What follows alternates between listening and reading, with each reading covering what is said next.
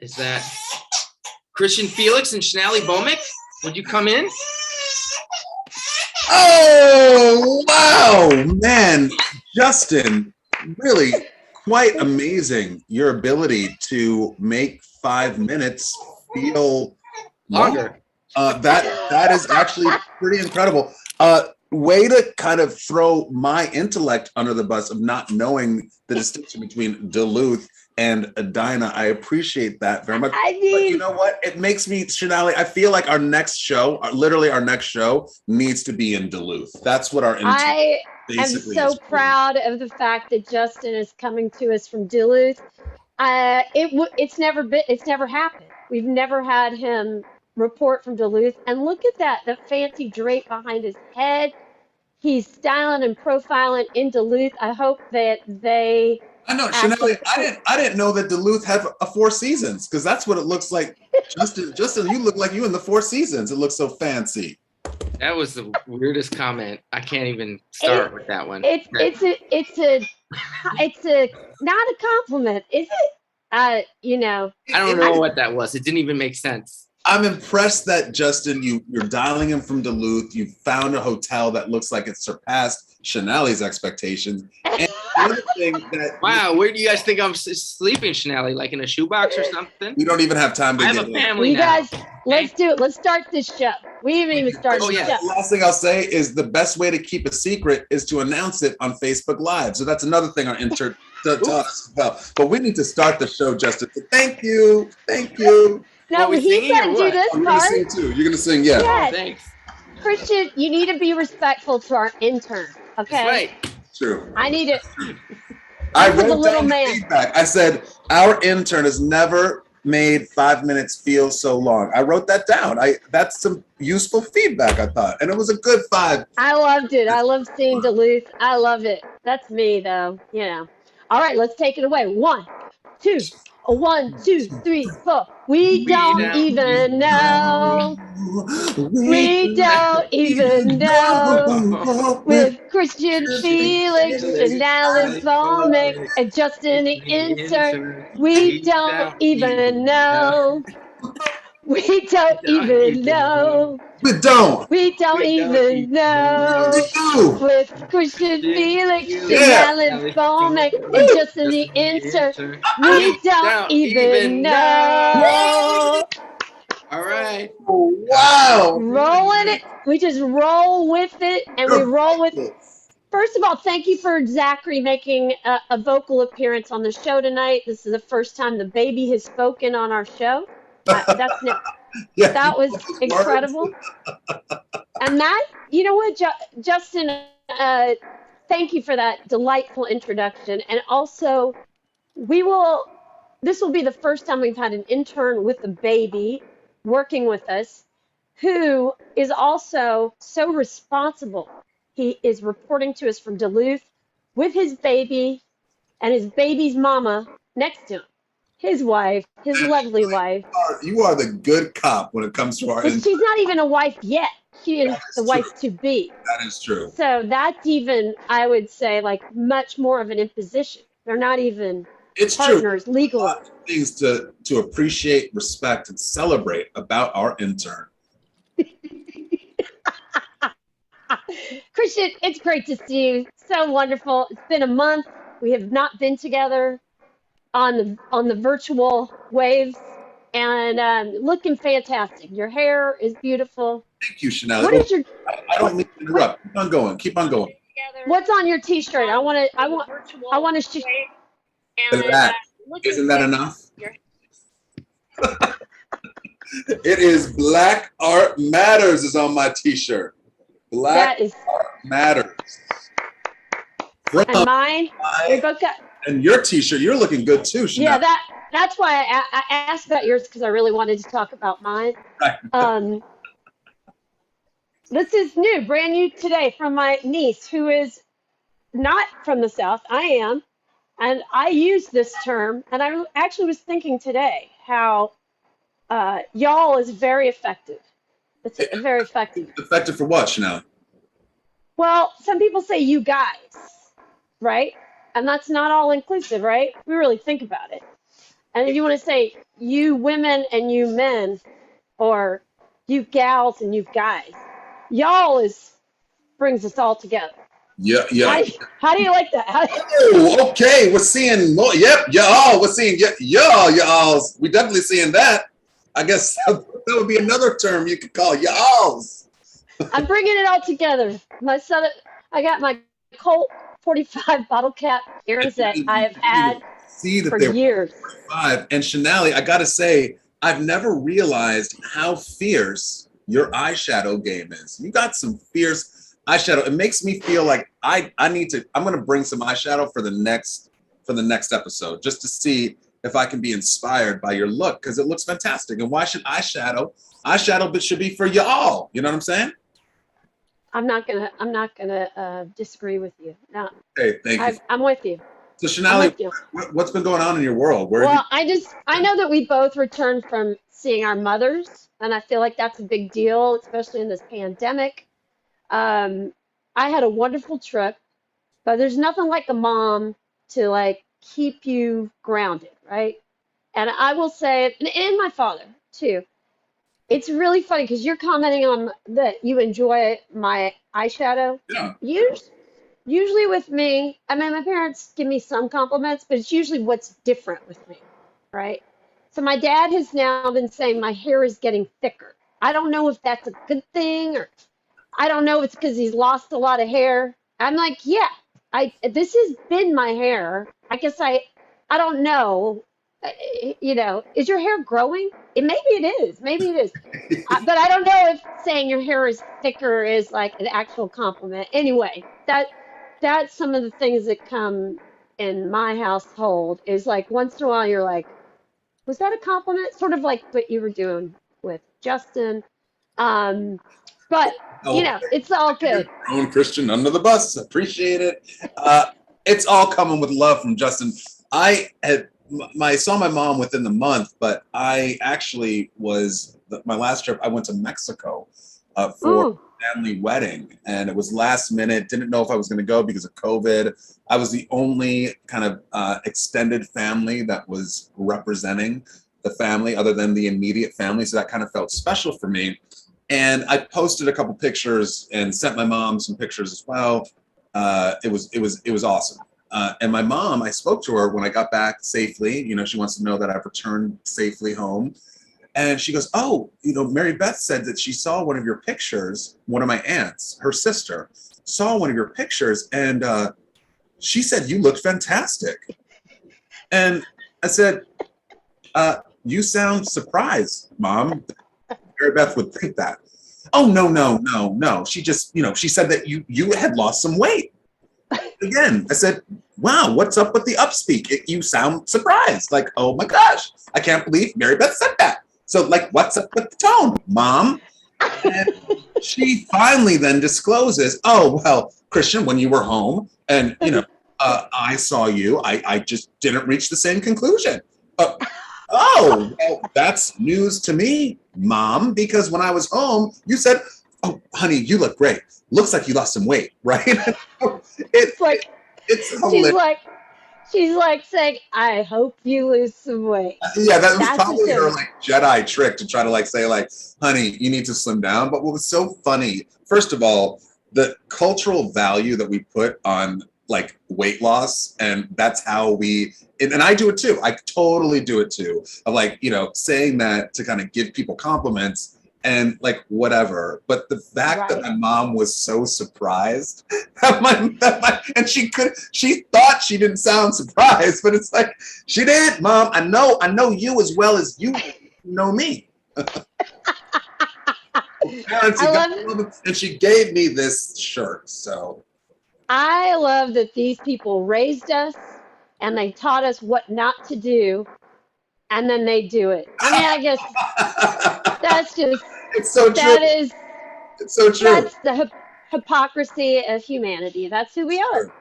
And that's why we're called We Don't Even Know, That's right. because we are very passionate about so many issues, and we do not believe that we necessarily are the experts, but we like to express our passion. And Mom, Dad, Madeline, Christian's mom, we love you, We love but you. you know, we're keeping it real, straight talk. Yeah, but check yourself. You know what I'm saying? All right, enough of that. Enough of that. We got these spectacular guests tonight, Christian. Yeah. We're so excited. It's crazy. It's already the end of September 2021. And I mean, now we've been doing this show. Been keeping an archive of literally the last 10 years. The history of the last 10 years has been seen through the eyes of us. Pretty unique. And we're in a space that I got to say, I'm so excited that these two guests are here with us tonight because I think we can just get straight to what we want to talk about with them. This one guest is someone I am so excited. I'm always excited about our guests, but this is an incredible force of human energy. This woman that's going to join us tonight. She is an incredibly talented comedian. She is the founder, co-creator of The Daily Show, the founder of Air America, also is the founder, she's an activist. She is the founder of the Abortion Access Front, which is something that right now, wow, we need you. We need her. And anyway, let's just talk to her. Here she is. Her name's Lizz Winstead. Let's hear it for Liz. Let's raise her. Hello, Liz. We're so excited to have you. We're going to keep doing this so we see your face on our screen. Hello, hello, hello, hello. Hey, there she is. Oh my God, she is so, oh my God, even better glasses. Always like amazing style. This is another thing. I have to turn off I'm like kind of a mess. So let me just get No. my background. I had a background for the last Zoom. I don't need it for this Zoom. No, you don't. I'm going to give you my bar. A little bit oh my God. of back. Your mess is so cool and beautiful. Are you kidding? Like, I don't even know. Like, it would be cool if I knew how to get the reflection out of my glasses, but I can't. Oh my God, this is me too. See all the reflection? It looks good. I mean, I love my glasses, but it is true. Like, yeah, I have a hard time. Yours looks great. It's what we do. We're doing our best. We're all just doing our best. We're doing our best. Except for the people who are doing the worst. Liz, you are someone that is doing her best, and it is. I mean, I feel such a kinship to you, but I also feel like you're someone that's giving me more fuel because I think I work my ass off. I know Christian does, but you have just been doing some things for a long time that are incredibly difficult to do, I will say, and to stay as engaged, as like ready to go. I bow down to you, but I really want to start out with that. It's like, I want to know like who you were at 16. Like, how did you get here? And I know that's a big, long-winded question, but like, what do you think, who the person was at 16? Who was that person in relation to this person that you are now? Well, funnily enough, the person at 16 got pregnant the first time she ever had sex, which led me probably down this train. Catholic, scared, trying to figure out what to do. Also in an abusive relationship. And so like, it's a double whammy of I'm not supposed to have sex, but I'm having sex. I'm not supposed to like the sex I'm having, but I like the sex. Now I'm pregnant. I know this person is horrible, but I'm also just don't have the capacity to know how to get out. But I did know, the one thing I did know was that if I was to have kids with this person, I'd never get out. So my sole focus was like, I can't be pregnant. I can't be pregnant. I can't be pregnant. And I ended up at one of those fake clinics. I don't know if you guys have heard about them. So if your watchers, listeners, friends haven't, there is, to give you an indication, if you want just a regular old safe legal abortion in America right now, There's about 780 places that can provide for you. We've identified around 2,500 of these fake clinics that pop up. They look like real clinics. They're called things like women's options and women have choices, but they're run by religious, anti-abortion religious zealots who dress up literally in doctor's coats. And you go in and they have pamphlets that talk about pregnancy and how they'll help you. But like you'll walk in, they'll take your coat, they'll take your purse, put it in another room so you can't leave. And then they start shelling you with propaganda. So Oh my God. So was really Liz, can I ask you a question about this? 'Cause Yes. this whole idea of fake clinics is news to me. I mean, you look like you could have been 16 yesterday, so this is no comment on how old you are, but it sounds like if that's something that you encountered when you were 16, and it's something that is still going on now in 2021, that's surprising to me in the sense that it feels like false advertising, or like it sounds like a sham. And my question, I guess, is why hasn't that been legislated, or has it tried to been like outlawed, and it's still there are roadblocks to that? I'm about to make you really, really mad. So here's where it gets nuts. So they went to the Supreme Court, the state of California. Our now Secretary of Health and Human Services, Javier Becerra, used to be the Attorney General of California. And he took them to court to sue on everything you said. How can you lie to people? How can you deceive? How can you make up crazy medical facts and put on a lab coat, pretend you're a doctor, and give someone an ultrasound? How can you legally do that? And the Supreme Court said, if you are not providing actual health care, you can lie and say whatever you want. If they actually provided pap smears and visits that were like, that they actually gave medical stuff, but they have a list of things that makes them look like a doctor's office. We have condoms. We have, oh no, they don't even have condoms. What am I saying? They don't have condoms. They'll say like, we provide pregnancy tests, ultrasounds, counseling. So it kind of sounds like a doctor, but they just discourage you from using birth control. And now, because the Supreme Court ruled that, there's a lot of states that have diverted money from like TANF, like any kind of assistance for low-income families, diverted it from those programs to these fake clinics because they're so obsessed. Yeah. So the woman said to me, showed me the pictures that we've all seen outside of clinics, those big, bloody, scary pictures saying, and I was freaked out and I was like, I'm just going to go because this just doesn't seem right. And she said, remember, your options are mommy or murder. And that's what she said to me. And I walked out the door and I got back on the bus and I saw an ad for a real clinic and I went to that real clinic and I had a safe abortion and they were really nice to me. So I tweeted a while ago, if you've ever enjoyed The Daily Show, you can thank abortion. And I really mean it because like it put me on a path to get out of a very terrible situation I would have been and allowed me to do whatever I wanted. So yeah, sorry, you asked me at 16, I told you a story you didn't probably bargain for. I had no idea. You're absolutely right. And now it's an absolute connection to today.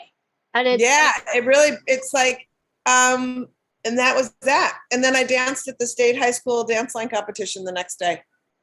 Oh my God. That's wonderful. That's wonderful. Boom, boom. So do you think personal? Go ahead. I was just asking Shanali if that personal experience is kind of what lit up your activism in respect to women's rights, abortion rights, and was that kind of what has the start of this journey to where you are now and running, an organization devoted to putting the spotlight on these issues? It did. The interesting part of all of it was it definitely propelled me to rethink religion, rethink sexism, rethink what people wanted for me in the world, but also my own privilege of being a white person who had an abortion. I was able to literally move on with my life in a way that people of color, poor people oftentimes wouldn't be allowed to. So I set that aside. I was really political for a long time. I still am in with all issue areas. But I came back around to abortion when about 10 years ago, the laws started getting really terrible. We remember Wendy Davis at Texas and doing all that. And when I realized that it was happening all over the country again, and I'd been an activist around abortion and I always cared about it, but nobody was talking about it and nobody was paying attention they paid attention to Texas, but when it was happening in all the other states, nobody was doing anything. So I went on my own tour with 2 dogs in a van and raised a whole bunch of money for clinics, doing shows and going and visiting clinics. And that's when I really talked to the providers and sometimes the patients. And, I had to do some checking in with my own self and my own privilege about like, I can't step away. I got to do this, which led me to have my whole life. And then I kind of centered my activism probably 10 years on abortion 10 years ago, because I wanted everybody to have access to removing obstacles and barriers from them pursuing self-determination. And that's just it for me. And it all intersects: the white supremacy, the sexism, the misogyny. It's all in the same spot. It's all the same people doing the same shit. Yeah. It is. And I don't even think that people really realize how disproportional the effect is on poor women of color. Like the reality of like you said, the privilege, and how you know that there are so many women that would not be able, let's just say Texas, they're not going to be able to leave Texas. They're not going to be able to have someone fund a trip, because, proportionally money is the big resource that you have to do those things, and a lifestyle where you can leave and do those things. And it goes on and on. So you're right. It intersects everything, everything we're dealing with. It's such a mess to think that like, that's how it has to be. And that somebody who, and even conversely, it's like, I'm a big fan of saying, I don't ever say pro-choice, because I feel like we don't live in a society that allows people to make reproductive choices that would be right for them. If we lived and honored all the choices, right? If there's, let's say somebody's 15 and is pregnant and has a support system and value system that says abortion isn't right for me and I want to have this kid, why don't we have resources for somebody to be able to make that choice? Or conversely, the same person says, I need an abortion because I know that I don't have capacity for raising another child, and have resources for people. So until we have and honor all pregnancy outcomes, I just can't say pro-choice, because I feel like we're not really. The way that you're talking, Liz, it really, in all of the various scenarios that you just laid out, it really highlights the fact that we kind of are still living in the dark ages in respect to human sexuality, the reality of human sexuality. I think that there's a host of reasons why people just kind of keep their head in the sand about what people are actually doing in terms of procreating, in terms of getting into situations that are unforeseen.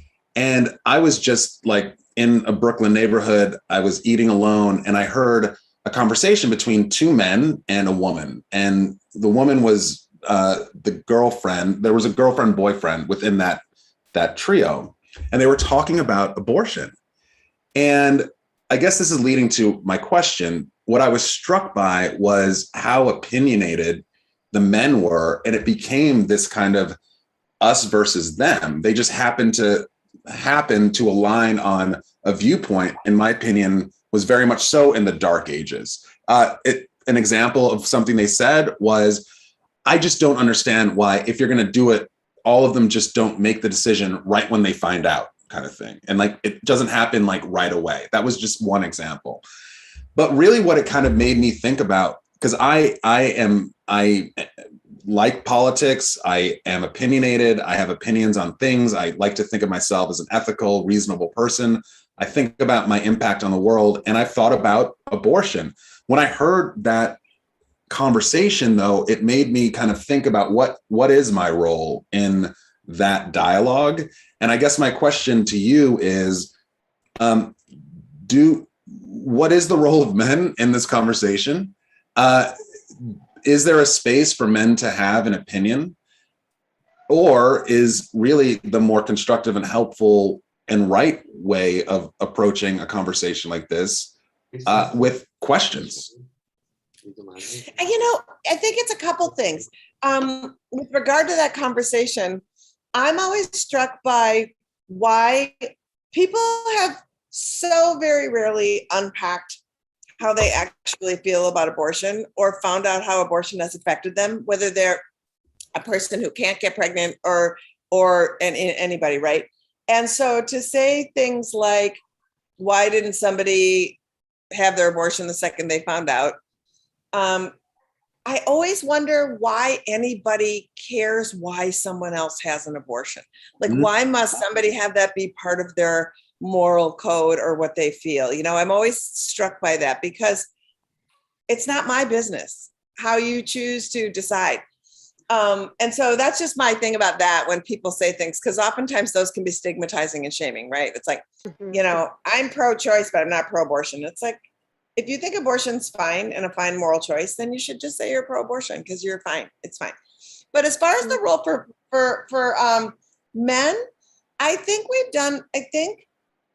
the evolutionary conversation around abortion, I think we did a disservice when initially fighting for the right because we were so oppressed and men made so many decisions that we just started saying, shut the fuck up, men, right? And then we didn't decide that we can't just say shut the fuck up, men, because there are men who care, and how do we have men support? So I think asking questions is always key. And I also think men supporting and learning and talking about abortion with other men, I think is key.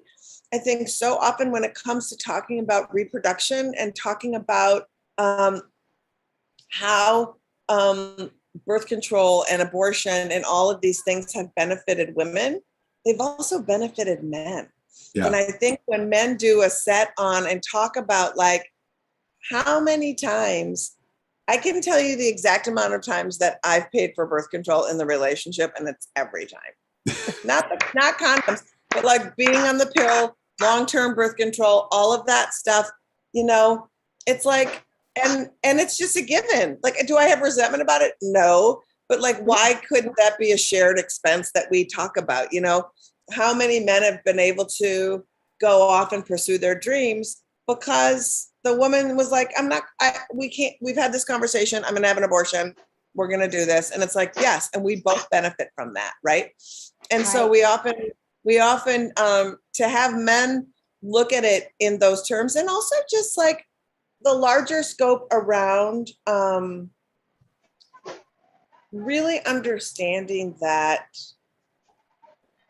putting laws on somebody's body, no matter what those laws are, is a form of oppression. And if we all care about the greater humanity, we have to say, I fully stand up for and will hold politicians accountable if they decide that they have a right to take away part of someone's humanity, right? And I don't think that most people have centered abortion in those absolutes when they vote, because I don't think they've really unpacked what abortion really means in the scope of somebody's life. And so I think that we need to talk to men a lot to say, we want you part of this conversation. I know it feels like we haven't for years. And then opening up those dialogues, I think is that helpful? Did I just say a lot of words? Yeah. Okay. I just go on and on. It's very helpful, because I think that you're right. I think that we're in a place where we can't take rights that have been fought for and won for granted. We're in a heightened space of danger in respect to that. And so I agree that we need to forge alliances. We need to come together. We need to support things. And so that was helpful in terms of kind of laying all that out. Thank you. Yeah. And also saying abortion and saying the word. Yes. And it's just super important to just say the word. Yeah. And you said it. I mean, I'm restating this, but I do think, like you said, trying to decipher why someone's having an abortion, like that, whose business is that, right? Why are we to judge? And also, in terms of not saying you're pro-choice, but pro-abortion, the notion that whoever's using an abortion is using it for them. Like, it only exists when you use it, right? So it's only good when it's used, you know? It just doesn't. So anyway, I really love that you changed the name of your organization and use the word abortion, because you're right. We've been living in the dark ages. We've been hiding, from actually talking about what it is, how we use it, why it's helped so many people's lives, why it's been necessary, not to only sometimes to save people's lives. And we always go in that direction because but there are many reasons why. And like you said, whose business is it? Of ours. You get to decide, I get to decide. So it's just brilliant that you're doing this work. And I just hope I'm going to keep working with you. I was honored to be on Liz's event that they had last week called Doorway Me Too. It was so fun. And all these amazing performers covered the most sexist songs. And it's such a bonding experience. It's just fantastic, Liz. So thank you for everybody was so unique and fun and was supportive. And it was great. Yeah, it was so awesome. So I'm forever attached to you now because I love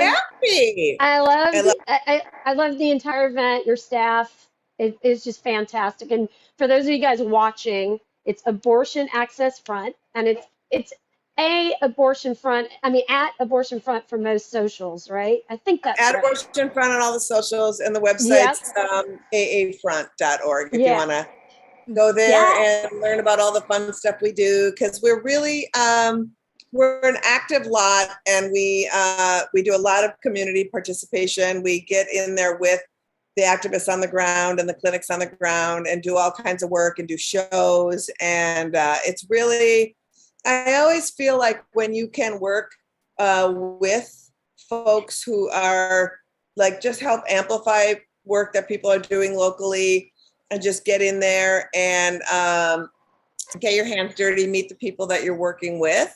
It keeps you connected, because the humanity of why you're doing the work, it's always a reminder. So and they need it too. It's rejuvenating, it's energizing for them on the ground, doing all this intense work, dealing with these crazy people, fanatics daily. It's so helpful to get in touch with those people. It's awesome. So thank you.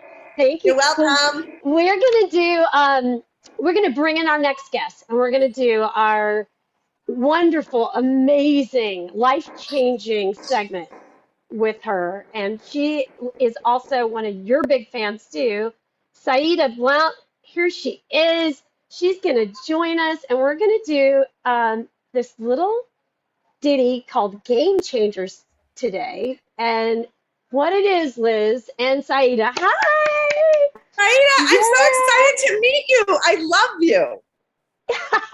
Oh, you're on mute. You're on mute. That is so standard for me. Tell you that. I love you, Liz. You're so inspirational. I've been with you from day one of Daily Show into, I'm so honored that I'm on the same program with you. I know, this is so much fun. I was so excited. I was like, this is such a great show. I'm so excited because I swear to God, every time you do a podcast, you never get to be on with the other guests. It's always like they're It's so funny. it's like, oh, am I on with that person? No, never. Exactly. That's why we did it this way. I was like, no, we have to have us all do this together. I'm And so this excited. is very silly, but it brings us joy. Christian and I relate on a daily basis about these trivial things that change our lives. So it's called Game Changers. I'm going to play the little teaser for you guys, and then we'll get into it. Here it goes. Let's see. Let's see if this works, guys. And let's see. Look at all this work, you guys. I am amazing on the Zoom. And here we go. Oh. Game changers, it's often lost to the game to you. Game changers, it's often lost to the game to you. Game changers, it's often lost to the game to you. Game changers, it's often lost to the game to you. Yes! Ladies Wow, and you're not. gentlemen. That's like Lemmy doing your music. That's fucking Thank great. you. That is courtesy of my bandmate, Jason Lamb, the one and only. He's such a talented man. He plays bass in Tigers and Monkeys. Thank you, Jason, for that. But it does set off the segment so perfectly. Christian, I'm Yes. going to let you go first. Oh, I I go know you have first? Oh my goodness. Yeah, Wow. so that'll give them a little bit of an idea of what the hell we're doing. Sure. I mean, it's so funny. This game change is a little weird or counterintuitive that I'm talking about it now, because it actually was like an experience that absolutely like sucked. It felt like my Mercury was in like retrograde this week, primarily for this reason. So I've been kind of busy with just stuff that's happening in my life. And I get a call. It's an automated call that pops up in the middle of a Zoom, and I go on mute, like, check it out. It's an automated call from my phone company, AT&T. Hello, this is AT&T. Your account is being suspended right now. I mean, like, I'm like, oh my God, I'm going to lose my iPhone. Like, I was like, my life is going to be over. So I like freak out. They're like, call this number right away to avoid this. I call up the number. They're like, sir, your account's been compromised. There's people trying to actively buy hardware, new iPhones, $2,500 worth of expenses. This is the investigation number. This is the claim number. We may call you back in 5 minutes. And when we call you back, we're going to need you to be on the phone, because that means that we have somebody in the store and we're going to be working with law enforcement. Now, as I'm talking this through, it sounds absolutely cray-cray. But in the moment, I'm like, oh, okay, yeah, okay. So they start calling me back. They start spamming my phone with all of these calls from all these different numbers. And I finally pick up, and they said, this is AT&T again. We have the people, they're in the store. We just need a little bit more information. Then I started getting wise to it. I was like, I'm not giving you any information that you don't already have. Long story, and it's a long story. This lasted over many days. I now had to activate a credit alert. I had to do all this stuff. I had to call people. I'm just, oh my goodness. I was shook. But he was shook. I don't mean to be laughing at his pain, but he was shook. He called me after the first call, and then 10 minutes later he called me and said, that was the scam, because he fell for it initially. And I was so like, the okay. automated call from AT&T was the actual scam. And when I talked to the actual fraud department at AT&T, they said what was a game changer for me is that their techniques have gotten so sophisticated that they're able to mimic emails, text, everything that basically is coming from the phone company. And so we got to the bottom of it. They said, if you're ever feeling suspicious, just hang up and call us back directly. Just call us back directly, 611, whatever it is. And I'll tell you, these people were so after my stuff. They called me 3 days later and tried to do that. And I was wise to it, but I was busy. I didn't tell them off. I really wish I said, I'm going to call AT&T myself. And I just like, You should have told them off. So that was my game changer. Just one of many things that suggests to me that my mercury is way out of whack. But I'm getting. Christian, I just want to also say that the warranty on your car is not expiring.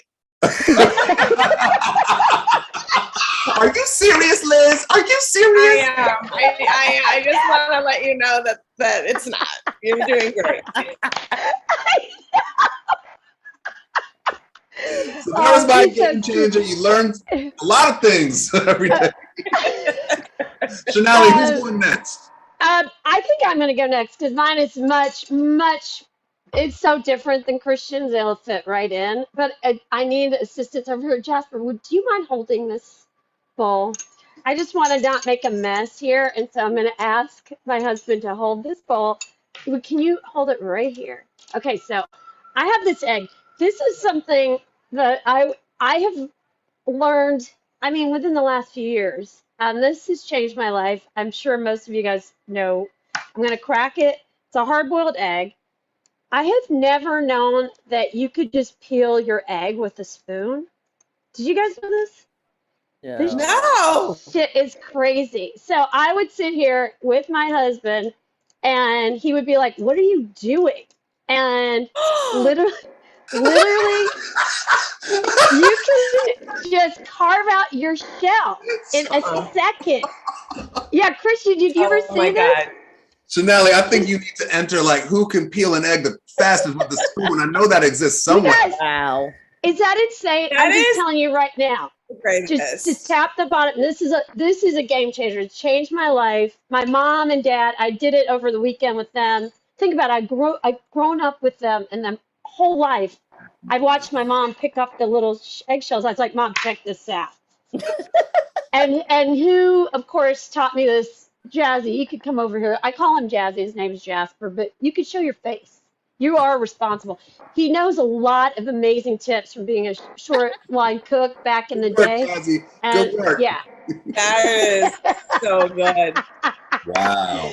so yeah, my so God. that's my game changer. I'm so glad you guys appreciate it. I was sure you all knew this already. I was like, oh, this No. is it's good. Try it. You get under the membrane and just No, bam. I love it. bam. Well, Saidah, do you have one? Can you share with us? You have a game Oh, good. changer. Okay. So there are a few things that I really get frothed up about and will like wave my cane in the air like an old person. But one of the things is like the inordinate amount of like bubble wrap or packaging or things that companies will put in boxes when they send you things. Like it drives me insane. Like, and I'm just like, what do you do with it? Like, you know, I try and save it up for like if I'm moving or if I know I have to sell a packet or send a package to somebody or do something. But then sometimes you just have these, like I had that's embarrassing. I had 3 bags of it sitting around for a while. And I kind of was just like, this is ridiculous. I was like, this needs to go. I am sure there's somebody out there that will want these bags of whatever. So I went on to Craigslist and went on to the free, like where you just give things away. Those are gone within 45 minutes. Apparently there is a whole market of people that really look for free bubble wrap, free like those padded things, padded pillows and whatnot. If you go into the free section and you're like free bags of bubble wrap, and I just was like it, and I just like did the whole thing. I was like, comes from a clean home. Like, free home, like no bugs, no whatever. And literally like 5 people were like, I'll be there in 10 minutes. I'll be whatever. Oh my God. I've done it like 3 times now. Like, well, I'll just like let it load up and then I'll just go on to Craigslist to the free section and be like, free bag of bubble wrap. I almost have saved the text. I need to save it in notes. And it's just gone. The longest I've ever had to wait was like a day or a day and a half. But it goes. So good. So good. I did not know, and I have a box of all of the above in my closet, taking up so much room. Don't know what to use it for, but I'm really into that it's going to another home. I wonder if it's like Etsy people, you know, like people who make like have like Etsy stores or like things that they have to do. Yep. I don't know. One guy That's was good. definitely an artist, and I was just like, I want to ask you about like what your art is. Like, I definitely was very, very curious. But yeah, I wonder if it is like Etsy people, because it's been That a makes couple of women like the other time. So I was just Mhm. really glad they I love it. gleefully got them. They're like, thank you so much. And this is during like, I was like in the mask and put them on there. I was just like looking out the window, and I was like, it's gonna be a contact free like exchange. And they were they're like, even better. They're like, came, grabbed them, waved, and we're gone. But I have a question. Is there a reason why prior to this you weren't popping? Is it you don't like to pop them, or you just don't like to like you feel like it's wasteful? Like what's the reason why it didn't end up in the garbage bin? I sometimes pop, but maybe maybe I've shared that with like I've had other like in the past. I live by myself now, but in the past I've had roommates that I think enjoyed popping more than I did, so I would let them do it. But I don't really pop that much. But I just am one of those people that literally will froth themselves up about thinking that those bags are sitting in a landfill. I'll be like, It's waste. probably Yeah. 70. It's so, yeah, the waste. I'll wake up one day, like, yeah, when I'm 75, and be like, oh, those 4 bags of I'm with bubble you. wrap I put in the landfill, they're still there. Wow. I'm with you. Hey, I'm about to put a lot of bubble wrap on blast right now. Yeah. I mean, the free list. People will take anything in New York City, it seems. Yeah. And you know what? That's a good reminder. That's a great reminder, actually. Yeah. Yeah. Because, yeah, we all live in New York. It's just like we don't have much room. Not a lot There's of so room. much stuff on. Yeah. You came to play with Game Changers. A good one. That was a good one. What about That's you, good. Liz? Do you have something that It's so funny. I do. I have a short one, and then I have a good one. So and the reason it's funny when you wrote and said we have this game changer, I had just seen on Jane Lynch's Twitter that she was like, whenever you're at a hotel and you can't get those blackout curtains to say close, and you do not want any light to come in, take a hanger from the closet and clamp them together. And you got a clip. Yeah, and so you have this clip from the hanger, and you're done. Wow. That's a good one. So that's a good one. But here's the real game changer that a lot of people don't know. That's huge. And I know this because my brother used to be the mayor of Bloomington, Minnesota, which is where the airport is. So he was on the airport commission. And I also have had it happen to me. You don't need an ID to fly legally. If you forget your driver's license and you don't have a driver's license, they'll give you an extra pat down, and they'll take you aside. I mean, they don't molest you or anything, but they'll give you a pat down. They'll ask you some more questions, but they can't legally turn you away. So what happened was I had this conversation with my brother a year and a half ago. I didn't think about it. I had gone 2 years ago, probably now. It was pre-COVID. And I was traveling, and I had gone to like a dressy thing where I used a fancy purse. And I forgot I went to the dressy thing and used a fancy purse. And I was flying out the next day, and I forgot to take my wallet and my license out of that purse and put it back in my wallet. Yeah. Or put it back in my purse. So I got to the airport, I had nothing. And I was like, I don't have any ID. And at first they were like, you can't fly. And I said, I know I can fly. I was told I can fly. You can't make me not fly. You can look it up on the internet. And they were like, you can't fly. And I was like, you have to let me fly. Yes, I can fly. And so they finally acquiesced to me, and they just pulled me aside. They had some manager come over, some extra TSA person, ask me a jillion questions, check me out, but don't 100% freak out if you don't have your stuff, because if you can have it like sent to where you're going the next day or whatever, insist that they do it. You won't even believe it, but there is. Although I'm a white lady, and I don't know how much hassle people of color would have. You know, we could test this out on an Indian woman tomorrow, because I was just in Nashville with one of my close friends who lost her license, and she was supposed to fly back to LA tomorrow. And she was sort of freaking out. She does not have her passport. Mhm. And she is watching right now. Sareka, did you just hear that? There's the answer to the question. Yes. You can Yep. just say, I've heard this, but I haven't heard it directly. Yeah. I've heard about You know, it. I mean, it's it's one of those discomforting things where I can't remember what I had to give of information. You know, why are you traveling? Where's your license? Why don't you have it? They might ask you for your social security number so they can check your shit. Like, are you on some list? A real But- person, yeah. And then, but they will, and they might go through your bag a little bit more, but you can definitely get on and go through. Wow. Never ever knew that. That is definitely a game changer. I actually had my wallet stolen like the day before I was supposed to fly back from fly to somewhere from New York. And at the police station, they were just like, show this note. I literally took a note from the police station, and they let me on the plane. They're just like, Yeah.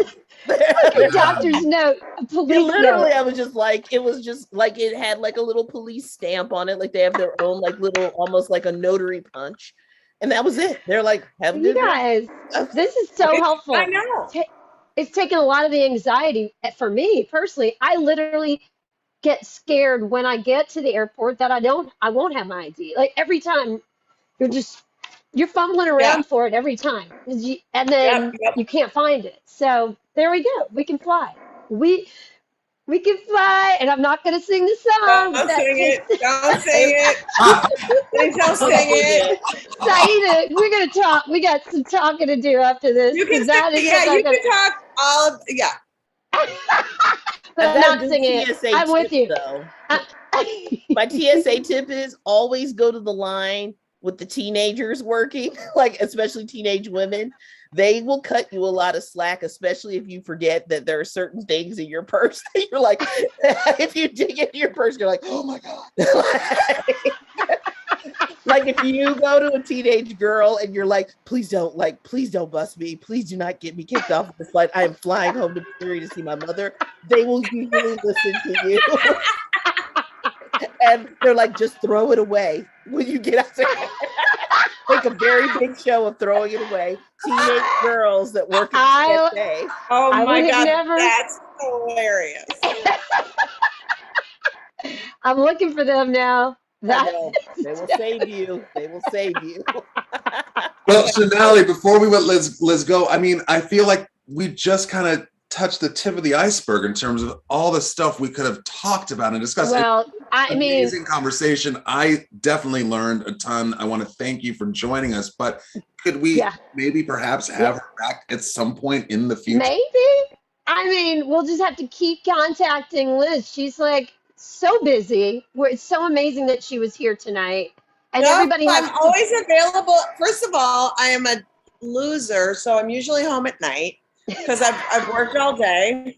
Until I can go back to clubs and see music or get on stage again, which I'm going out west to do shows. We'll see. I think I am.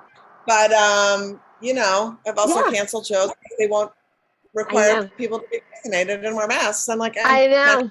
I mean, this show has been done live for years until this past year and a half. So we're still holding out. You know, you know, we're still waiting. It's so every time I schedule something, I think, nah, this isn't the right time.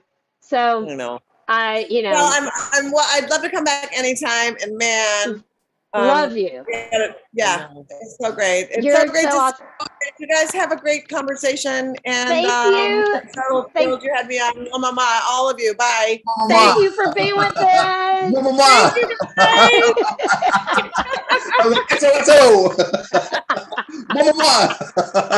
I'm learning some new things, man. I mean, I've never, Saidah, you're using that term frothing and applying it to like an emotional state. I've never. I love it. I love it. I grew up with Midwestern Midwestern family members, and I don't know if you know a lot of Midwesterns. It takes a lot for you to bubble over, but then when you do, it becomes a frothing moment. Because let me tell you, when you started out with frothing, I was like, oh, I can't wait. I have a frother and I want to know what she does with that frother. Oh my And God. of course, I was like, no, it's even better than a frother. You were talking about frothing at the mouth. That is Just some those kind of things that I am now in my mid 40s, and it's like I've look at this. literally realized that there's this kind of it happens. There's an anti-gene that like gets like turned on at some point.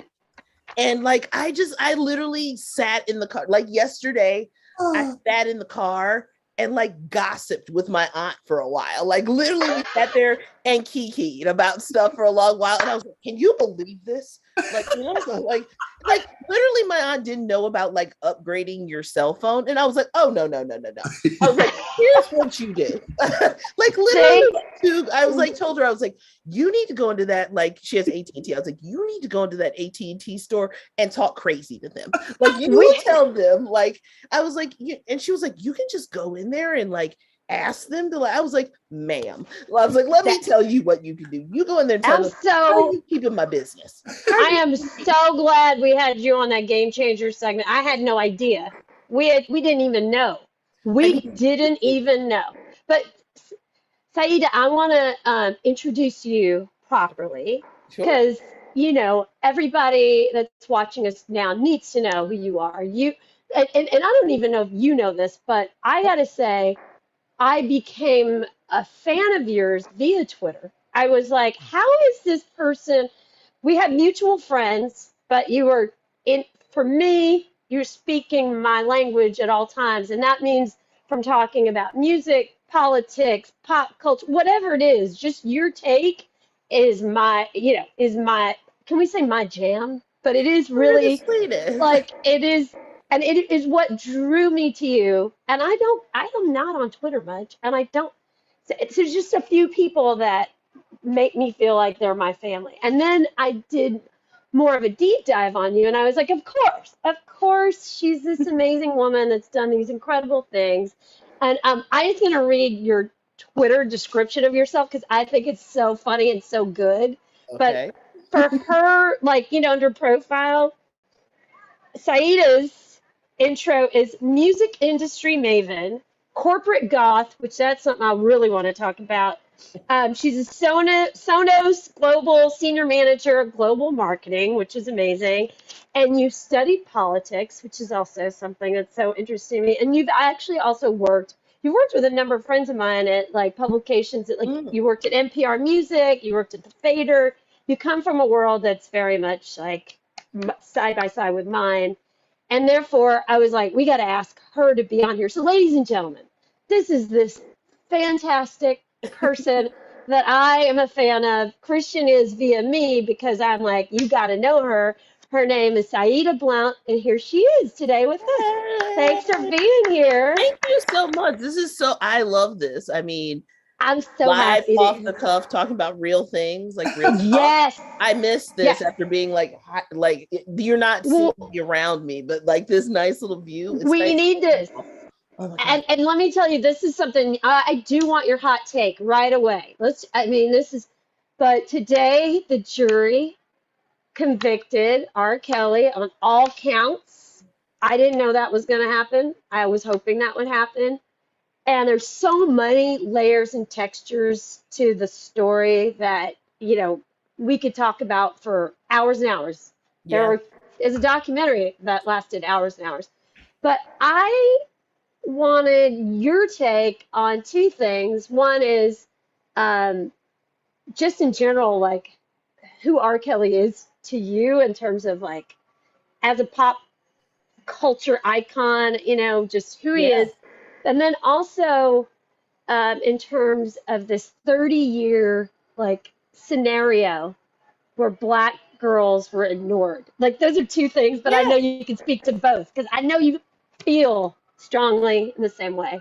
Yeah, it's really, it's mind-boggling to think that, this man has had such a he's been involved intrinsically in music history, not only just like that R&B kind of, as they used to call it, urban music market, but even reaching into the mainstream. I mean, he was like the most mainstream as you can get. I mean, the song that we almost sang, not trying to give him any credits, but I mean, that literally was a global phenomenon. And then you also start thinking about the stuff he wrote for other people, the other artists that he's been intrinsically linked to. I mean, R. Kelly is part of the zeitgeist and like has been for a very long time. What's disturbing, I think, for a lot of us and what hits us, I think, so hard is that his behavior was not a hidden secret. And, you know, I think all of us have to take our hits with that too. It's like, it's not only within the industry, at some point we all knew too. I mean, it's very much so, you know, I've always had this kind of thing where I talk about there's certain artists out there that will tell you all their business in their songs. And we just kind of ignore it. It's like Rick James. He told you exactly what he was doing. He was kidnapping women, tying them up, like doing all these freaky things too. George Michael told you all his business. None of us knew. Elton John, I don't know why people just wanted it. Like, he was literally singing love songs to men. And people were like, maybe that's right. Like, whatever. Like, there are artists that put all of their business in their songs and tell you what's going on. And literally this man, R. Kelly, did for years. And, you know, I don't know if it is just, you know, when I was in college, I had a really great friend, used to call it dance now, deconstruct later. Because that is real, that there's some really offensive songs that we all love to get down to on the floor. And then, like, you think about it later, you're like, ooh, like, what? Yeah, you're like couple Belle Biv DeVoe songs, not so great. Like, when you listen, you think about the lyrics. And R. Kelly is definitely somebody from that. And I mean, I take my hits on that. I was a very big R. Kelly song. He had some bangers, like, and he had tracks that like are very representative of a time and an era, what you were doing and what you wanted to listen to.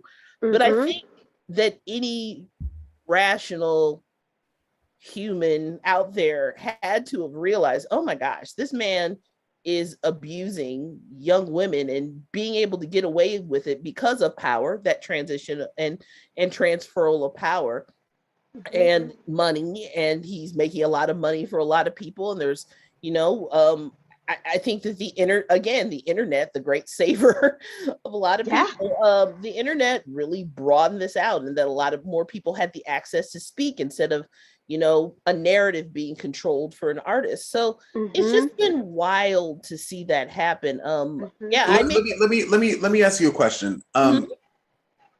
Should, and this is an argument that's come up with how to deal with bad behavior, who've crossed the line ethically, morally, what have you, are literally criminals and have hurt people.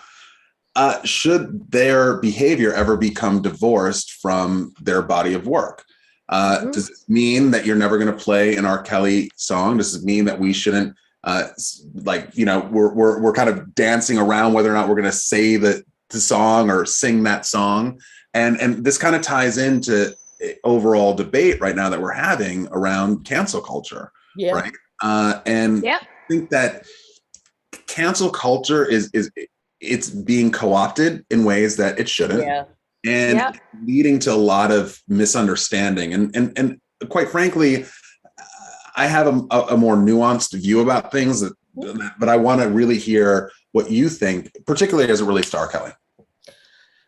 Yeah, I think, I mean, for the former part of your question, it's like, I think that it's with music, we've had to divorce the actions of some people from their music. He is not alone, and there are probably many other predators lurking in the shadows that have done this, are still doing it. I'm hoping, and this is one thing that I've always hoped, that there would be like a Me Too moment around music.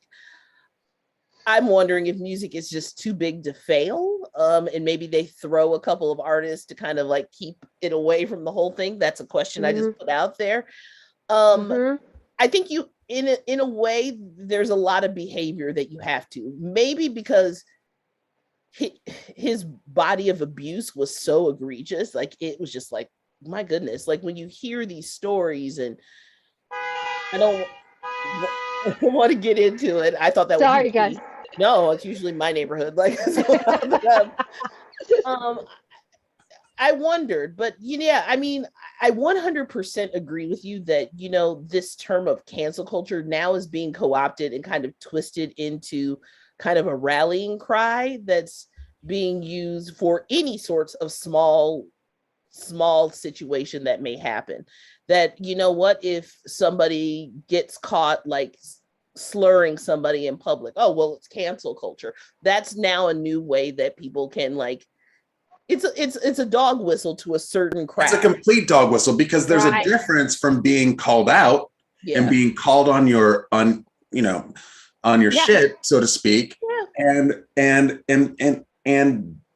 also a difference for being canceled justifiably for us collectively to say, you know what, we're going to turn our attention somewhere else. And I think that they're applying, meaning I guess easily said enough, like this MAGA contingent that kind of is in our space right now, always been around, but activated in a really dangerous way. I felt like they're applying that to the Confederate statues that are coming down. To, they're saying, oh, we're getting canceled, our history's getting canceled, and that's not I just don't feel that that's the appropriate thing. It's not. With the statues, with bad behavior from these politicians that know that they're acting poorly, or I almost said frothing up, but firing up their base with small little actions that help build and fan. That's not a coincidence. Like, these small bits, it may seem like very innocuous, like, oh, you know what, Marjorie said something real wild again today.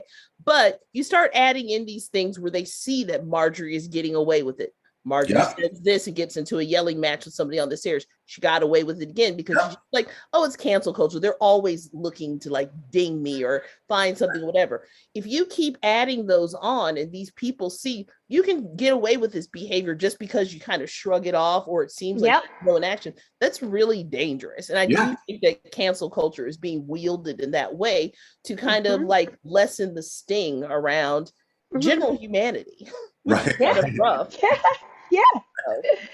And it in fact, which is what they're good at, is used to me precisely for that. I don't even think we had that term until they came up with it to use it that way. And now it's something that, we hear about all the time. And that's, Well, someone that we don't get to talk to all the time is someone like you in your particular place in the music industry. And you just shared something about your perceptions of the music industry around the perhaps that it may be too big to fail.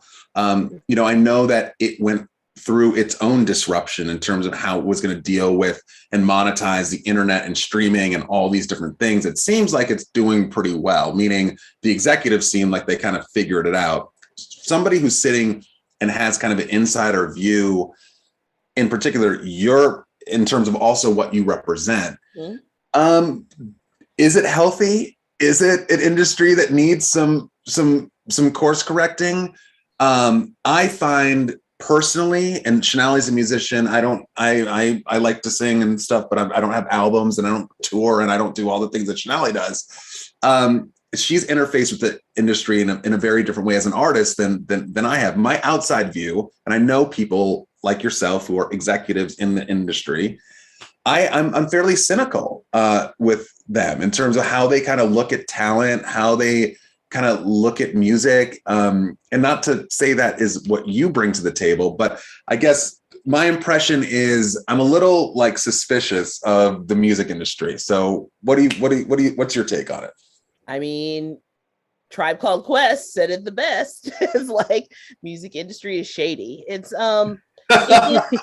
it's set up to make a very small few a lot of money. And then the rest are working. It's a job. It's like, I think that kind of is one of those mentalities that I think that the music industry tried to get people to stop thinking about, that you know what? Being a working musician is a real job. It's not like you're just flying on jets all the time and rolling out in furs, and people are working 24/7, even the big ones. I mean, J-Lo and Gaga and Rihanna. I mean, Rihanna's a billionaire. And even, I mean, in this New York Times interview she just had about being a billionaire and being kind of a person that is everywhere all at once, she's working all the time. It is not a moment where she's not breaking. It is not easy. It's not, I mean, and especially she didn't have a foot up in this. I mean, if you look at some of these artists, I mean, it's a very much of a different switch from, like,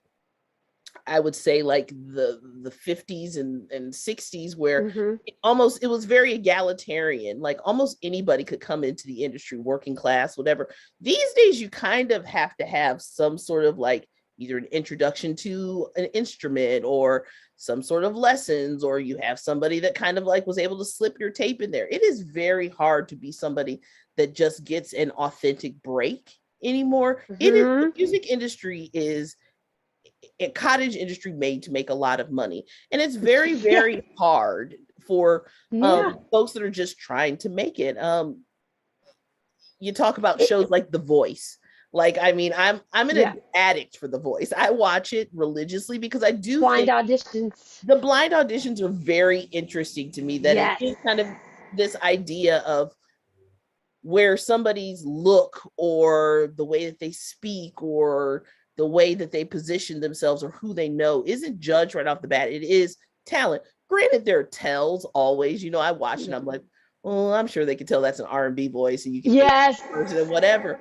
But I think that the industry is very hard. It has moved very much so to image, packaging. Everyone's learning from it. Look at the streaming companies are learning from it very well. All of the networks are learning it very well. The music industry, I think, was the stamp where you could just see that people were clearing a ton of money from. Oh my God! Probably not a lot of great behavior, but I'm certain that we all remember like Napster.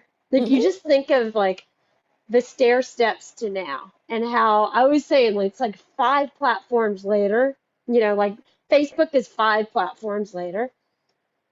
That's the entity that's making the most money. So Spotify today is, all the execs there are killing it, which I never would have thought. When it started, I was like, are you kidding me? Another platform, another one?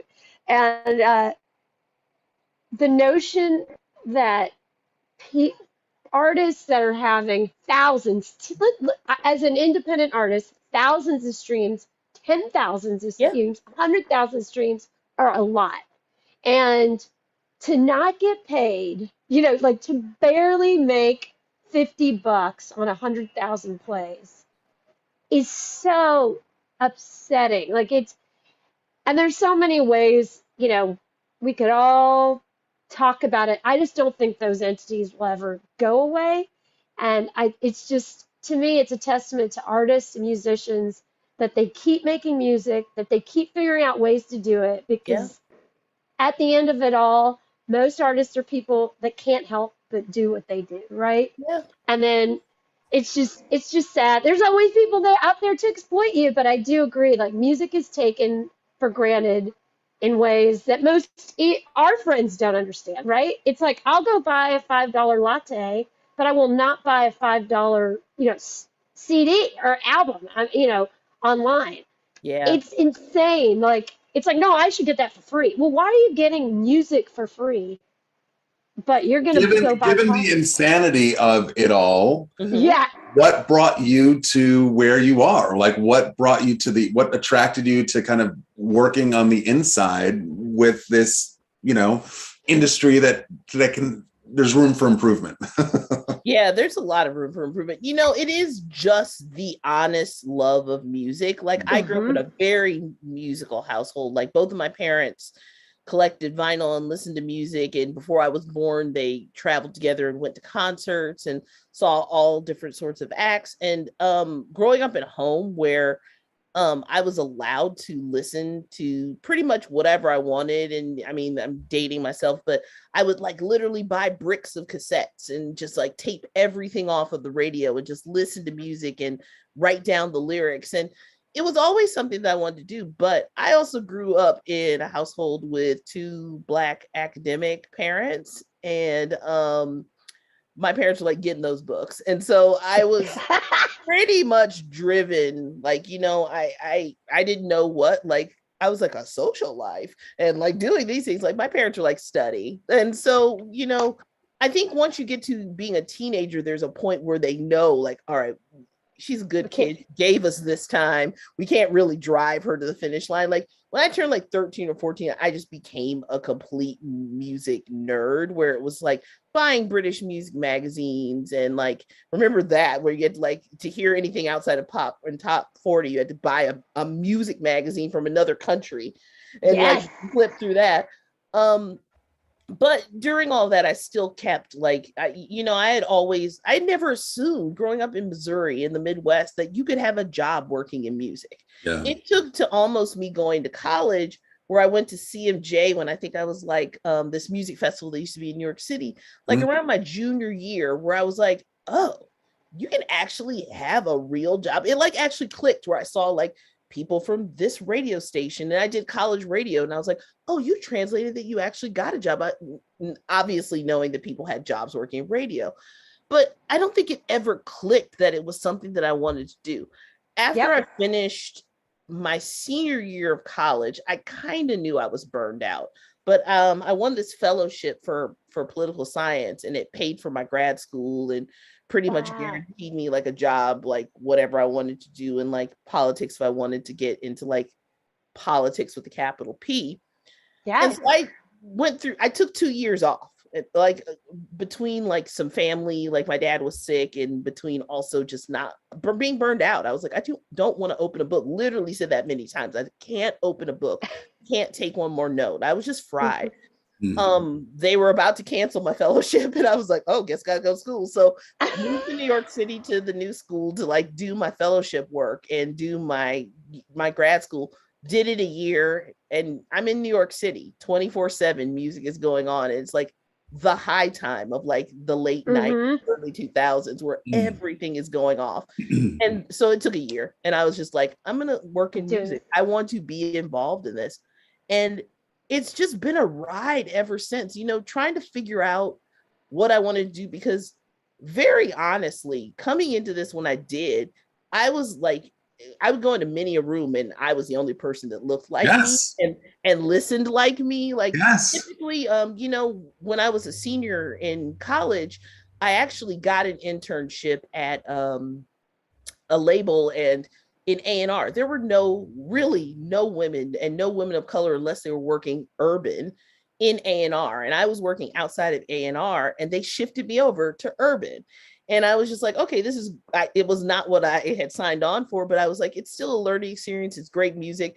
I have stories for days about the artists that they put me with. But then I had to leave because of just being in New York City and not realizing that like $800 of rent, even then, was just wild amount of money to pay. And I was a college student, had no money to do that. And so by that time I came back and I was just like, literally, it was just me in some of these rooms where it was just like a ton of like white dudes, like making the decisions about like music industry stuff. But can I just jump in? Because I think that people that share your life experience, your lived experience, Shanali, all of us being people of color, understanding what the experience feels like, number one, to be the only person in the room. Yeah. But more importantly, what it means. And our guest prior, Liz, was one of the creators and originators of The Daily Show. Nobody knows that. And when we were researching and sharing and reading up on things, Shanali was much more deeply familiar than the story than I was. And I got caught to speed. There's a picture of Jon Stewart getting an Emmy, and he's surrounded by at least 20 other writers. All of them were white every men. year. And that was one picture that represented years of the status quo. And I think what I guess I would invite you to share your perspective on, or maybe not. I mean, whatever you feel to respond is, what do you think is the implications or ramifications of being that only voice or only one in terms of kind of the decisions that are being made, what's being represented, the language that's being used? I noticed earlier in the interview, you said we used to call it urban music. So I'm curious as to know why that evolved. But that essentially, I just wanted to highlight that that's something that you realized early on, is that, wow, I'm the only one. And what actually does that mean when you are that in the room? Yeah, and add on to it that I'm doing that in like the late 90s, early 2000s, where it's really only those guys. Like, this is coming off of the tail end of grunge and easing into like some of dance culture, because that stuff was starting to overlap. And then, here in New York City at that time, it was like a lot of the downtown culture where it was like really cool kid sort of stuff. And it's like Stussy and Supreme, and you're going to parties like that. And that was part of the music industry where you had to go to things that were cross genre. Like, you couldn't only just stick to music. You had to go to like the skate parties, and you had to go to this just to find out everything that was going on in culture. So yeah, walking into a lot of places, I felt checked a lot, that a lot of people didn't like believe like why I was in that room and didn't get my credentials. So I was tested a lot. But it's kind of like when like I'm not trying to, no, I think I need to be better about this. I know my shit about music, and it's like, that's why I have the job of curation and the stuff that I do now. It's like, I spent a lot of time reading British music magazines and watching documentaries and talking with my parents and flipping through vinyl. So it's like, I knew my shit. So, there were a lot of rooms where just because I was sitting there, I was younger, I automatically was not listened to. And that kind of sucks when it's like, these are things that you know about and things that you are versed in. And it's literally, just because of appearance. Yes. So that's really tough. And then, I mean, adding in, there's you a lot say of that and it just resonates today and still settings all the time right now. It's just this long arc of work that we continue to do. Like, you say that, and I was like, yeah, in 1999, in that time frame, I don't know if you know the comedian Shalewa Sharp. Shalewa and I were in the Atlanta sort of indie rock scene, and we were the only two pretty much women of color. Yeah. And it's just interesting sort of even seeing ourselves outside of that now, sort of thinking about us then, It still happens. It's wild. Like within like the last 3 years, I was sweethearted by somebody in a meeting. And I totally was like that was, at least at that point, I had enough agency that I could stop that. Before, I didn't. It was like I was relying on a lot of people that cut my checks and like paid my rent for me to be in New York City, because I didn't have the blanket like a lot of these folks that come into this that are either somebody's paying their bills or whatever. My parents did not want me to move to New York. So they're like, you're on your, and then they heard that I was leaving grad school. They were like, oh, you really are on your own. Good luck to you. Like, pay those bills. Let us know how it goes. So I didn't have the agency then to stop a lot of that. I just had to put in the hard work and the determination. And luckily I did work with a lot of people that backed me up or saw what was going on. And I found the right avenues for that time. If I could look back and I did have some of those things, like somebody paying my rent and had a whatever, would I still have done that? There would be a lot that's different. But now, because I have a little bit more agency, I'm a little bit older, I know my shit. It's like I can afford to pay my rent, and I work for an employer that I know at this point will have my back no matter what I say, because as you can see, I post wild shit on Twitter, and I've literally not had, like, my CEO has sometimes been like, so he's like, hey, it's so good. But no one's ever said anything to me. They need to definitely know, if I'll tag Sonos to be like, you have got such a fantastic woman working for you, but which this tags into, because I know we need to go soon, but I do want to talk about, I just saw the tweets that you posted tonight, and it really resonated with me. Because I just to say to you that this show really originated with that urge for us to be authentically ourselves and have a space to share our voices where we determine, both of us have been that only person of color, of, whatever our sexual preferences, all so often. And when we're together, there were just so many conversations. We're like, what? We need this to be in public. We need to share these. And I saw what you posted today about sort of understand we're at code red in terms of our world state of the affairs in every which way, and you sort of figuring out that maybe your political career or whatever you actually left was something you were thinking about going back into and maybe combining it with music. I think you can, but I wanted to just know if you could share that, because I think it's a place where everyone's at after this pandemic, with us feeling like, you know what, it's time to do something where we look out for each other, something that's very meaningful, where we put everything into it, because who knows where we'll be tomorrow. So yeah, it's been a little concerning. It not only started, I mean, I think this started very much into the term of the Orange Menace and like everything that he brought into it.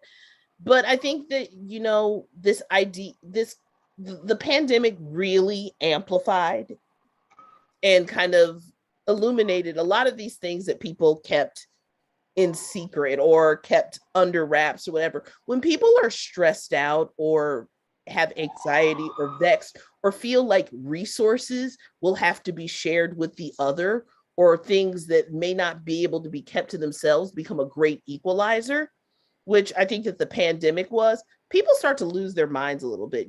Something that I keep talking about with friends and family is that once we're done, and that's in quotations, with this pandemic, we're really going to have to dive into the mental health crisis that's gone on around the world, because the pandemic has really illuminated that we're in trouble. Like mental health has not been addressed.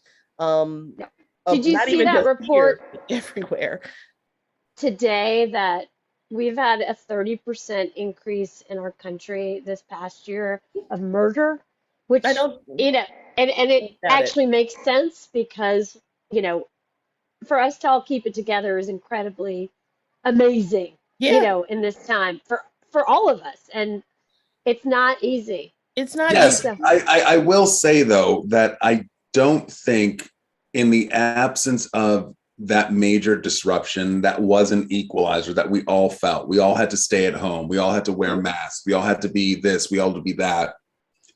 That the kind of impacts Black Lives Matter and George Floyd's death had on our society would have been the same. And I think that yes, it has led to mental health issues, but in a weird way that I'm not going to be able to articulate right now well, is that it kind of was, we were able to kind of do a collective timeout and see how crazy we were, the status quo was. Oh, wow, we have all these military bases named after Confederate people. We are still celebrating the Confederacy in so many different quarters of our land. That still is an argument that we're talking about. Oh, wow, we're killing Black people, that I just, and the thing that pisses me off, because I've been involved with in peripheral ways with Black Lives Matter since the time of, the early days when it actually first started. And when I hear pundits talk about, like, the real game changer was when we saw our children in the streets and their Patagonia vests, and then they're this and they're that. I'm like, all right, well, it's great that we had this new awakening, but it's also frustrating knowing that it took, like, white people and white children to go into the streets to be a part of the movement, to kind of start waking our society up to say, oh, wait a second, we need to think about it. Now, clearly the pendulum's swinging in a troubling way with critical race theory, all of that. I say all that because I do think that there was, in the absence of this pandemic, I very well doubt that we would have made the kind of progress that we had, because we have made progress. We have made progress. So those are my 2 cents. Yeah. No, I think you're 100% right. If our butts weren't on the couch, that the George Floyd moment, and this is horrific to say, would have been another moment that would have blipped across social media Completely. probably, and for kept sure. going.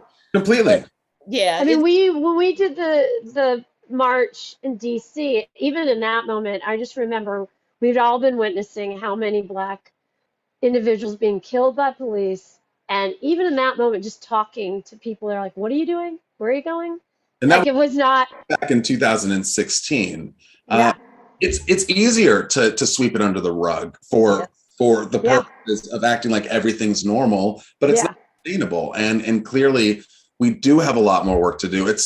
I want to celebrate the fact that you are on the inside, you sustained, you survived, you've proven that you know more than what people think based on what you look like, that you're beyond that urban that aesthetic or what have you. And I think that that keep on doing what you're doing, because that matters as well. I think it's important. I mean, very quickly, I just want to say that thank you for saying that, because I think that is important to realize that, I've always tried to make avenues for women of color, for BIPOC voices, just to give them that to let them know that they can belong in the spaces that they feel that they may not see themselves in.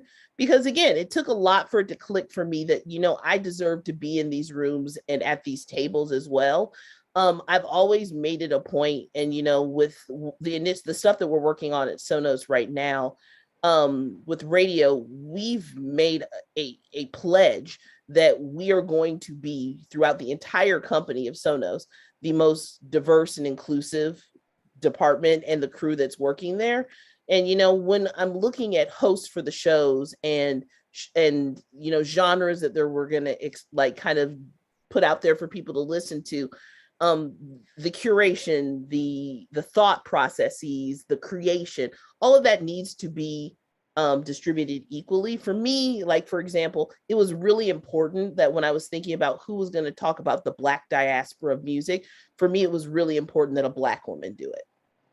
So when I was thinking about it, I hired this woman who is a complete vinyl nerd, DJ Lindsay, who knows her shit across genres, eras, record, vinyls, DJ. She was like one of Prince's DJs. She worked with all these different people, but she just didn't have that like larger exposure. Nobody had ever offered her this platform. She had like other radio shows, but to have this support where she's actually paid a fair wage, we're going to give her the support, we're going to put this out there. It wasn't there. It's like that, I think, for anyone. And I mean, even at my time at NPR and at Fader, you got to have interns, you got to have young people coming in and seeing those opportunities for themselves, or nothing's going to change. Well, that's you right there practicing the questions that you asked yourself today, because that is political and that is making a change. And it just changes the experience for not only you and her, but the people that are the executives in your company, for them to see this happening in real time, in real life. So you are doing it. And that's why I was going to comment, you are doing it, or you are, but that's the change. We need women of color, I think, in the entertainment industry, leading and paving the ways to make these changes, because we've had a very different experience for a long time. So and this now, and we could talk to you forever, but I want to ask you two things. One, what is something brand new that is bringing you so much joy musically that you probably don't think most people are listening to? Because I need some new music. And two, what is actually bringing you joy beyond music? And three, you should make a gift to your reactions to questions that you don't anticipate, because they're amazing. I would use. I don't know why music questions always do still throw me off. It's like when people ask about new music, I'm like, right now, I'm trying to think of who I'm really loving. Oh man, this is brutal. Maybe let's flip and do the other things. Things that are let's do the other one. But I'm with you. It's interesting you said that. As someone that seeks out new music all the time, I am in a space where even what's considered new on the college charts or new, like I sort of know these artists already, and I mean, I love music, but Yeah. I am in that space where like you're like, oh, I don't know. And then as for two, I think that would be a beautiful way to end the show is to find out what brings you joy now, right at this point in time in your life. Right now, I would probably say just that idea of self-care and using self-care through taking back moments for myself. I just, people that have worked with me will tell you that I'm a bit of a workaholic. Like the concept of a vacation is so weird to me that I yeah, like, every job I leave, when they cash you out for your vacations, like that to me, I'm like, oh, this is a great bonus check that just got on there because I never take vacations. And so I took a 2-week vacation about a month ago. And I actually sat and thought about the things that would bring me self-love and self-care and whatnot. And I made commitments to go out into nature and just do small like day trips. Like, again, we're all in New York City, just going upstate, like even an hour outside the city. I know that is not like possible for everybody, but even if with public transportation, like if you can afford to hop on a train and go like an hour outside the city, I would say do it. Like see some nature, see some trees, walk around some parks. There's some towns that are close, like Garrison and whatnot, that are really quick train rides. Just get out of the city and breathe a little bit. So there is a heaviness and there is an energy in this city that weighs on people, and it especially weighs on people of color, poor people that are crammed into like housing situations. Getting away from that, I think, is important. If you can't do that, go to your public parks and even just like take a blanket and sit on the lawn, or take your shoes off and ground yourself. Like that is real grounding with like putting your feet to grass. Like it changes. I love that so much because I do think, and the three of us love living in New York City, but giving ourselves permission, I think, and knowing Christian too, we're all so all living in this really delicate time where making sure that you're getting stuff done and really like not allowing yourself to take time off even in your head. I know I do that, right?